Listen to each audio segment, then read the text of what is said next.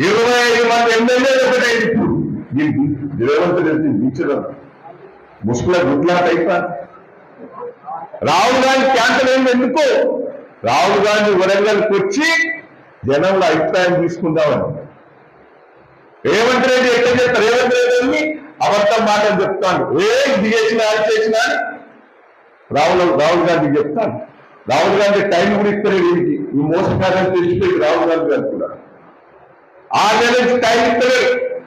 నిన్న వరంగల్ కొద్దామని ప్రయత్నం చేస్తే ఇక నా పరువు పోతున్నారు, పోయి కాలు కట్టుకున్నారు, పోయి ఫోన్ చేసి వార్తలు దిగుతారు అని చెప్పిండు. ఈ మాటలన్నీ ఢిల్లీలో చెప్పిండు రాహుల్ గాంధీ.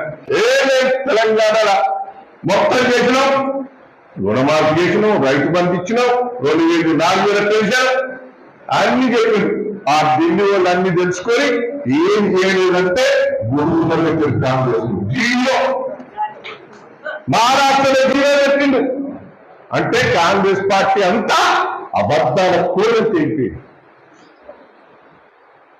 దయచేసి ఇప్పుడు ఏమనుకుంటారు? కేసీఆర్ కోరుకుని తప్పు చేసిన అంట కదా, అంటే అలా లేదు.